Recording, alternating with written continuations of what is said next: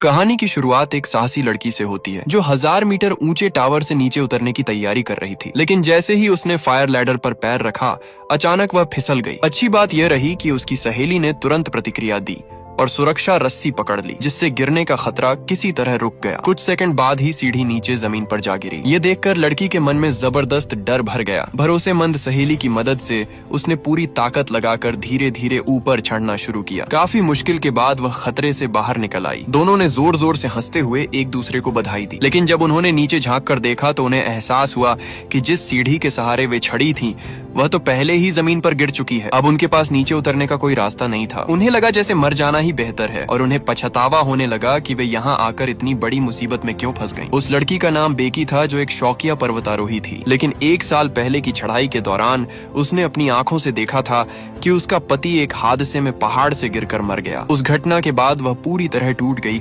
और उसने सभी सामाजिक रिश्तों से दूरी बना ली। लेकिन कुछ दिन पहले उसकी सहेली अचानक उसके घर आई और बताया कि वह अब एक फुल टाइम स्ट्रीमर बन गई है। दर्शकों का ध्यान खींचने के लिए उसने अमेरिका के चौथे सबसे ऊंचे परित्यक्त टीवी टावर पर चढ़ने का प्लान बनाया था। बेकी का मन तो इसे ठुकराने का था, लेकिन उसकी सहेली ने कहा कि यह उसके दुख से बाहर निकलने का एक मौका हो सकता है, एक खतरनाक रोमांच के जरिए अतीत को अलविदा कहने का। आखिरकार बेकी मान गई। दोनों कार से उस टीवी टावर के पास के एक बार तक पहुंची। वहां स्थानीय लोगों से उन्हें पता चला कि यह टावर लगभग 600 मीटर ऊंचा है और काफी समय से खराब हालत में है। सरकार जल्द ही इसे गिराने वाली है। लेकिन बेकी और उसकी सहेली ने इस बात को गंभीरता से नहीं लिया। अगली सुबह वे जल्दी उठकर कार से टीवी टावर की ओर निकल पड़ी। जब वे करीब पहुंची तो रास्ते में प्रवेश निषिद्ध का बोर्ड लगा हुआ मिला। बेकी के पास कोई और रास्ता नहीं था, इसलिए वह अपनी सहेली के साथ पैदल ही वीरान इलाके में आगे बढ़ गई। जब दोनों टावर के नीचे पहुंची तब उन्हें सच में महसूस हुआ कि यह टावर कितना ऊंचा और डरावना है। बेकी का दिल फिर से डर से भर गया,